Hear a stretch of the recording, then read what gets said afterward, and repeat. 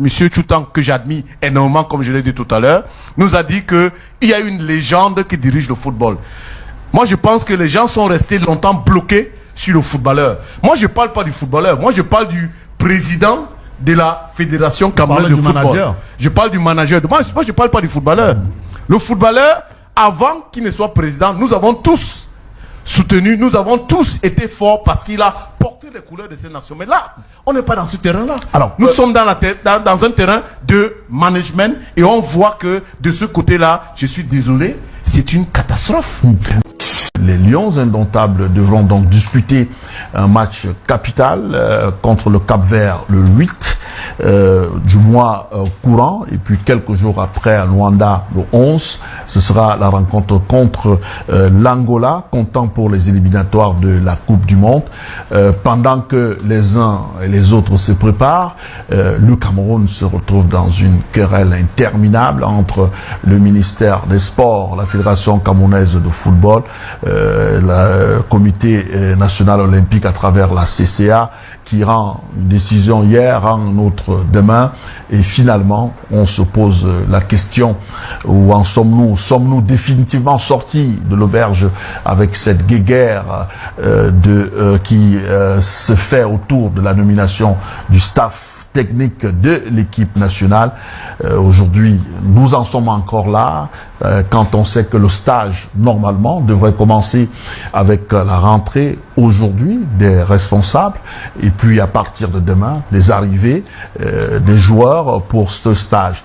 Alors Bernard Tchoutan, vous êtes la personne indiquée sur ce plateau en tant qu'ancien footballeur et membre de la Fédération camerounaise de football. Comment est-ce que vous voyez cet environnement à quelques jours du début du stage des Lions indomptables? Merci de me donner la parole en premier.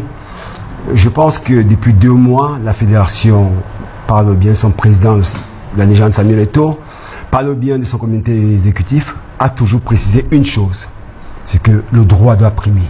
Le décret doit être celui de 2015. Ça a toujours été ça depuis le départ.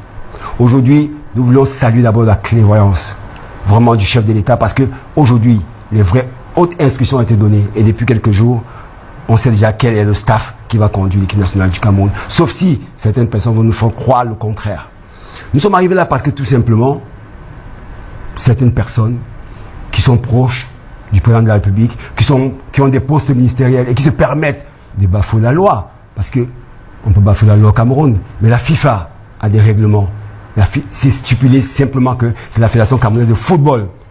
C'est seulement la Fédération camerounaise de football qui nomme le staff. Certaines personnes n'ont pas voulu comprendre ça, et nous sommes arrivés là. C'est une mauvaise image qu'on a donnée plus ou moins au monde entier. On le sait. À la tête de la Fédération camerounaise de football, vous avez une légende, quelqu'un qui est connu dans le monde entier. Et on sait bien que chaque acte qu'on pose ne nous appartient plus à nous au Cameroun. Ça va au-delà de nos frontières.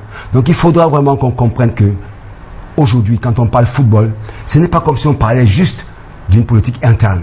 C'est autre chose. Donc c'est pour ça que je pense qu'aujourd'hui, avec la clairvoyance du président, du chef de l'État, parce qu'il faut le dire aussi quelque part, qui a sifflé la fin de la récréation, j'espère bien que certaines personnes ont bien compris que c'était la fin et qu'ils ne vont pas continuer. Nous pouvons maintenant nous pencher et penser tout simplement que nos petits frères qui sont déjà là, pour certains, qui sont déjà là, et pour d'autres qui vont arriver demain, vont faire un stage tranquille. Monsieur le coordonnateur des Lions, M. Angwa, a déjà pris les clés du Hilton Hotel. Tout a été déjà réglé. À partir de demain, ma première séance d'entraînement, c'est demain après-midi. Vous savez, ce qu'il y a de particulier chez les hommes politiques, c'est qu'ils aiment toujours compliquer les choses. Excusez-moi, moi ici, je vous dis quelque chose qui est simple. Dites-nous en tant que footballeur, tout simplement. Il y a une décision qui est prise, mais qui n'est pas nationale, parce qu'elle est internationale. Je vous dis une chose. La décision que le ministre des Sports prend, ça ne concerne pas le Cameroun. Ça concerne une instance internationale qui est la FIFA. Donc quand vous posez cette question déjà, vous comprenez que ce n'est plus une histoire du Cameroun. Derrière, on risque de prendre ce qu'on appelle une sanction. Parce que l'ingérence entre en vigueur ici-dedans. Maintenant que j'ai dit ça, je reviens sur une chose. Vous avez parlé d'une lettre. La lettre qui a été, il y a 2 jours, arrivée, où le président de la Fédération camerounaise de football demande, plus ou moins, ou bien fait part au ministre des Sports de mettre en disposition. Ce n'est pas la même chose. C'est une lettre qui a été demandée de mettre en disposition. Pourquoi? Et c'est donc vous le laissez terminer. Copie à qui? Copie à qui? Regardez la copie, elle fait à qui? Première des choses. Deuxième des choses, je ne comprends pas une chose. Nous sommes dans un pays où une légende qui connaît son domaine précis, ou adulé un peu partout, parce qu'on sait que c'est son domaine, il sait de quoi il parle. Il vous dit les tests c'est ça, vous dites non, on s'en fiche, parce que nous sommes l'État, ce que nous faisons, c'est ça qui est si.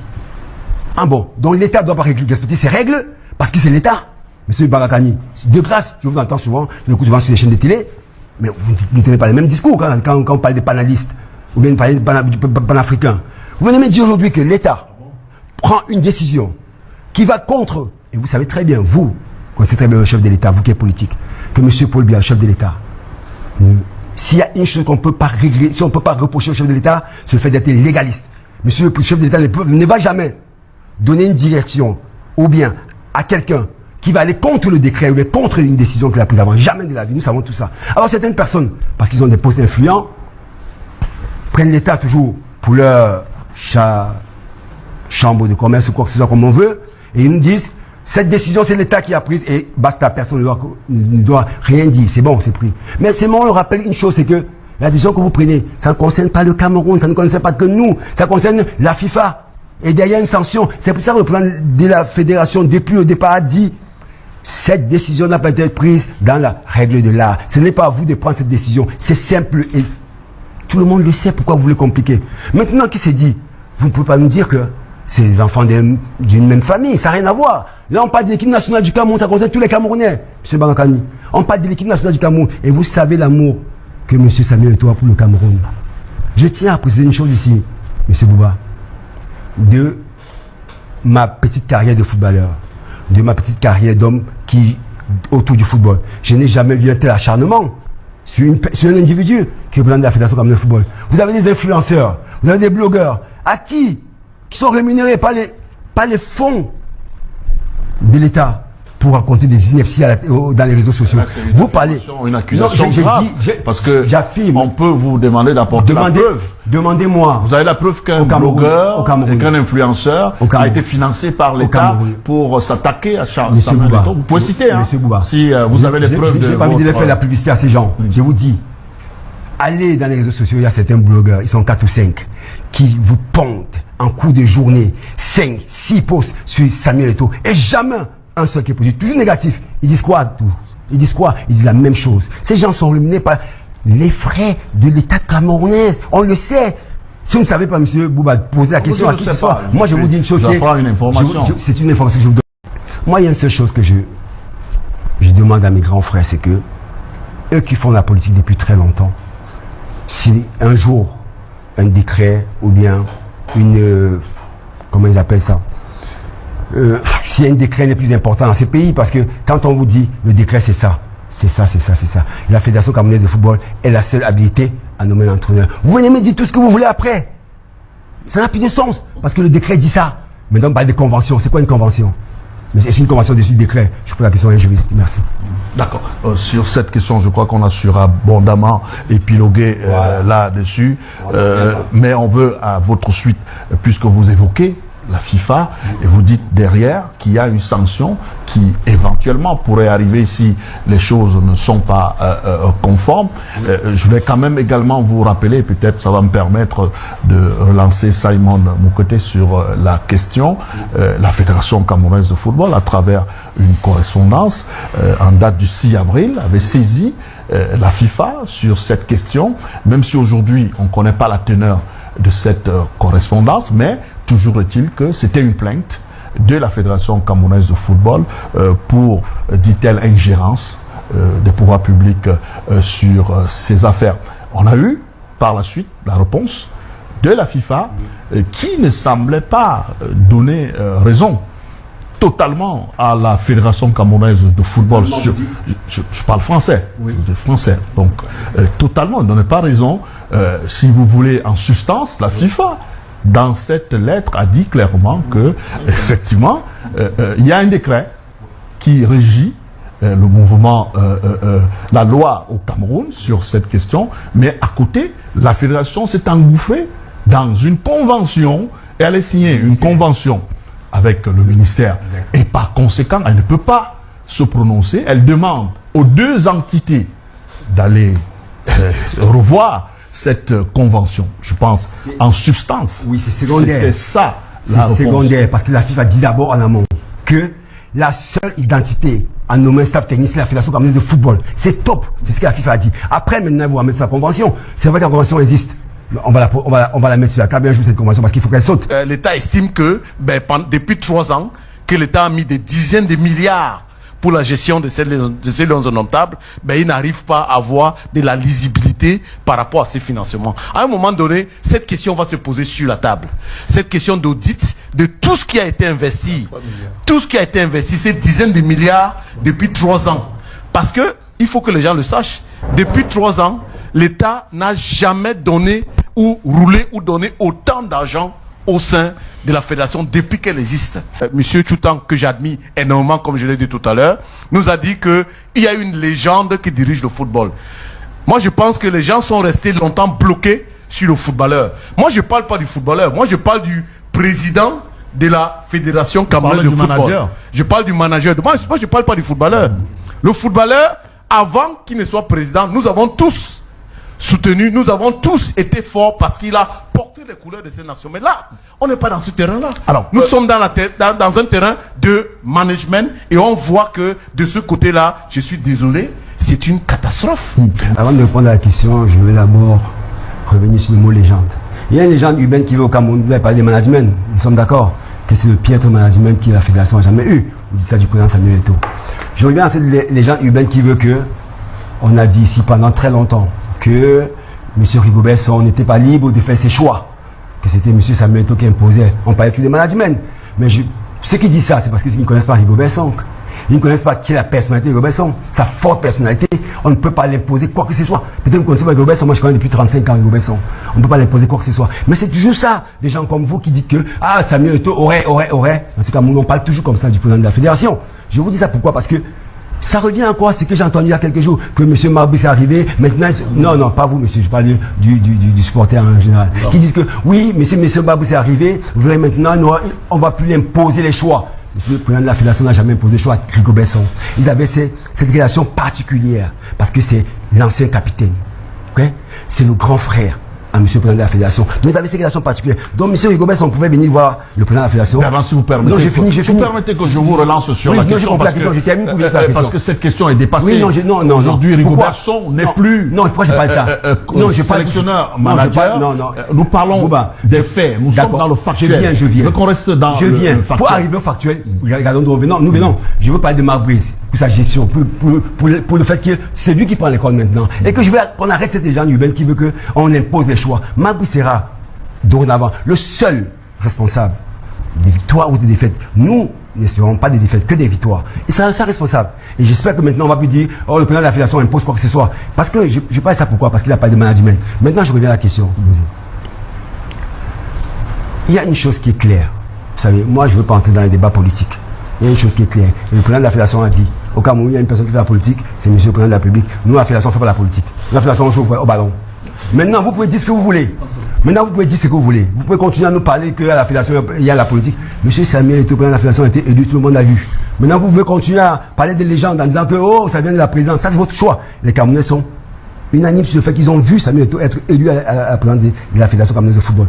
Maintenant, monsieur comment on fait pour Tongo? Parce que le stage vous êtes sans ignorer. Commence demain, normalement. Aujourd'hui, je crois, la rentrée, c'est pour le staff, c'est aujourd'hui. Vous êtes sans ignorer que monsieur Pagou et monsieur Tongo ont été séquestrés chez eux par la police. Je ne sais pas. Moi, je vous dis alors, à le jour où monsieur Tongo devait sortir de chez lui pour aller faire la conférence de 11h. Il y a eu les policiers.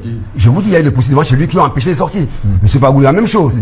Alors, pourquoi? Vous parlez séquestré par les forces de maintien de l'ordre. Ils l'ont empêché de sortir de chez lui. Voilà. Est-ce que ça ne peut pas être interprété comme un problème sécuritaire en ce moment-là? Parce que l'État peut prendre ses responsabilités pour sécuriser un certain nombre de choses. Est-ce qu'on ne peut pas aussi interpréter cela de cette façon-là? Monsieur Bouba, je peux interpréter ça comme ça si vous voulez. Mais je dis simplement qu'il y avait une réunion prévue à 11h pour sortir une liste et on a empêché ces gens de sortir de chez eux. Maintenant, vous me dites que le Cameroun a sa spéciale, c'est que le football, c'est un peu comme la respiration du Cameroun. Le Camerounais adore le football. C'est peut-être pour ça que les réseaux sociaux, vous dites qu'on a jeté quelqu'un à partir sur les réseaux sociaux. Non. Tout ce que les Camerounais demandent, c'est qu'on respecte une loi qui est simple. Okay. Monsieur Marakani, vous pouvez faire ce que vous voulez. C'est simple. C'est la Fédération camerounaise de football qui doit nommer le staff. Quand vous montez, vous descendez. La convention a fait ce que vous voulez. C'est écrit où? Les tests de la FIFA le disent, monsieur. Voilà. On revient sur la FIFA. Pourquoi? Parce que c'est pour ça que je vous dis, monsieur Marakani, excusez-moi. Quand vous parlez, je ne vous coupe pas. J'essaie d'être sérieux avec vous. Vous pouvez faire ce que vous voulez. Beaucoup de respect pour vous. Je peux faire ce que vous voulez, dites ce que vous voulez. Parce que vous êtes un homme politique, vous aimez bien ça. Je vous dis une chose qui est simple. Le débat est clos. Le chef de l'État a tranché. Donc, maintenant, moi, je suis quelqu'un qui analyse ce qui est fait. Aujourd'hui, ce matin, M. Angwa a récupéré l'hôtel. M. Pagou, M. Tungu seront à l'hôtel. Ils vont accueillir les gens qui vont arriver. Et à partir de demain, le staff qui va accompagner M. Magbrice, ça sera un staff avec M. Pagou, M. Tungu Pilet. Et c'est simple. Et maintenant, vous pouvez continuer, si vous voulez, à continuer à interroger quel est le staff, mais je vous dis, la décision est prise et on verra le 8. Merci. Vous posez la question à Bernard. À quel moment est-ce que l'ingérence est pour vous acceptable? Parce que d'un côté, vous fustigez l'ingérence du ministre, mais en même temps, vous semblez acclamer l'ingérence de la présidence qui vous restitue un peu. À quel moment est-ce que l'ingérence pour vous devient le champ à partir duquel la FIFA risque d'intervenir? Voici quelque chose qui est aussi simple. C'est la famille. Maintenant, j'ai dit hier récemment dans un plateau que le président de la Fédération a mis beaucoup de dans son vin. Au départ, le président de la Fédération, son premier courrier, à l'instant de monsieur le ministre, c'était ce recrutement n'a pas été fait dans les règles et nous n'accepterons jamais. C'était le premier courrier du président de la Fédération. Avec le temps, le 8, quand il nomme le staff, il nomme monsieur Brice, c'est-à-dire qu'il a mis de l'eau dans son vin. Et derrière, il nomme son staff à lui. Mais seulement, qu'est-ce qui se passe? Là, on pouvait parler plutôt d'entente, que monsieur le président de la Fédération a mis un peu de l'eau dans son vin, le ministre doit aussi faire pareil. Mais qu'est-ce qui se passe? Le ministre des Sports nous dit que non, c'est le staff qu'il a nommé qui doit être supplié. Maintenant, ça vient et il nous dit, vous savez quoi? Avec les hautes instructions, nous sommes d'accord. Mais alors, si de l'autre côté, nous, on s'est plaint de hautes instructions qui viennent du monsieur le ministre, et on va, parce que le monsieur le président de la Fédération est allé à la présidence et est reçu, et à d'autres hautes institutions qui sont là. Alors, ça différent. Donc maintenant vous voyez bien que Simon, je peux me plaindre. Simon, j'ai fini. J'ai terminé le bas. Je peux me plaindre des hautes institutions. Si vous posez toutes les hautes institutions et qu'à côté vous opposez les hautes institutions, ça va de soi. Est-ce que Samuel Eto'o a finalement remporté sa bataille contre le ministre des Sports? On va épiloguer sur la thématique. Soyez très bienvenue dans cette vidéo. Dans cette vidéo, on va parler de la FECAFOOT, on va parler du ministre des Sports, on va parler de Marc Brice, on va également parler de nos chers lions indomptables du Cameroun. Vous savez qu'on a deux matchs cruciaux contre le Cap-Vert et l'Angola. Mais avant de commencer, si tu me découvres à travers cette vidéo, ici nous on parle de foot, ici nous on est passionné par le foot. Le foot, c'est notre passion. Donc, si tu es intéressé par la thématique et surtout si tu aimes ce genre de contenu, n'hésite pas à t'abonner et d'activer la cloche de notification pour ne rien manquer des prochaines vidéos qui vont arriver sur la chaîne si c'est pour une partie. Alors, les amis, est-ce que Samuel Eto'o a finalement remporté son bras de fer contre le ministre des Sports? Avant de parler de cette thématique, je voulais d'abord revenir sur Marc Brice. J'ai appris dans un média via le conseiller technique du ministre des Sports, à l'occurrence ici Cyril Tolo, il a dit qu'ils ont choisi Marc Brice parce que Marc Brice était le moins cher sur le marché. C'est incroyable. Je répète, ils ont choisi Marc Brice parce qu'il était le plus moins cher du marché. On ne l'a pas choisi sur la base de ses compétences, mais plutôt sur la base de ses exigences salariales. Et ça, pour moi, c'est très grave. C'est très grave, les amis. On choisit un entraîneur parce qu'il est bon marché, parce qu'il est moins cher. C'est incroyable. Ce n'est pas digne d'une grande nation de foot comme le Cameroun. Le Cameroun, c'est un pays de prestige, les gars. C'est un pays de prestige. Tu ne dois pas être un va-nu-pied pour coacher le Cameroun. Tu dois avoir un minimum de compétences. Un minimum de compétences. Marc Brice, les amis, il n'a pas remporté de trophée. Il n'a pas remporté de trophée. Son palmarès est vierge. Son palmarès est vierge. Donc, tu prends un entraîneur parce qu'il est bon marché. Lorsqu'il a suivi ça dans la bouche de Cyril Tolo, conseiller technique du ministre, le ministre des Sports, ça m'a un peu choqué puisque normalement, on devrait choisir un entraîneur sur la base de ses compétences. Il est compétent, on le prend. Il n'est pas compétent, on ne le prend pas. Aussi simple que ça. Après Samuel Eto'o, les amis, il s'est dit que c'est le staff de Samuel Eto'o qui va accompagner Marc Brice. Et si le staff de Samuel Eto'o accompagne Marc Brice, ça signifie que Eto'o a gagné la bataille, puisque le ministre voulait nommer son entraîneur, chose qu'il a fait. Il voulait également nommer son staff, sauf que Samuel Eto'o s'était opposé à cela. Samuel Eto'o a d'abord, dans un premier temps, accepté l'entraîneur, mais comme si ça ne suffisait pas, le ministre voulait également imposer son staff à Samuel Eto'o, à l'Africa Foot en l'occurrence. Et Samuel Eto'o s'est complètement opposé à ça en disant que non, tu as nommé ton entraîneur, j'ai accepté, laisse-moi aussi nommer mon staff. C'est ça qui a causé tous ces guéguerres-là. Tous ces guerres que vous avez vus sur les réseaux sociaux, ça a causé cela. Il s'est dit qu'il y a eu une réunion avec le chef de l'État et que le chef de l'État a finalement tranché le staff de Samuel Eto'o. Je ne sais pas si c'est vrai ou pas, puisque le chef de l'État lui-même n'a pas fait de communiqué officiel, il n'a pas fait une sortie officielle. Donc, je parle au conditionnel, le chef de l'État aurait choisi le staff de Samuel Eto'o. Après, seul le match face au Cap-Vert nous dira qui a finalement gagné la bataille. Puisque si c'est le staff de Samuel Eto'o qui est présent contre le Cap-Vert, ça signifie que c'est Samuel Eto'o qui a gagné la bataille. Si c'est le staff du ministre, ça signifie que c'est le ministre qui a gagné la bataille. On se dirige quand même vers le staff de Samuel Eto'o, puisque je ne vois pas Samuel Eto'o venir s'excuser à Mondo Vision si les choses n'étaient pas claires. Je ne vois pas Samuel Eto'o avec son ego sous-dimensionné venir s'excuser. Si Samuel Eto'o s'excuse, ça signifie que on lui a promis que c'est ton staff qui sera là, que c'est ton staff qui sera présent lors des prochains matchs des Lions indomptables. Après, partage-moi ton ressenti en commentaire sur la thématique. Et si ce n'est pas encore fait, n'hésite pas à t'abonner et d'activer la cloche de notification pour ne rien manquer des prochaines vidéos qui vont arriver sur la chaîne. Si on se dit à très bientôt pour notre vidéo, les amis. Ciao, ciao.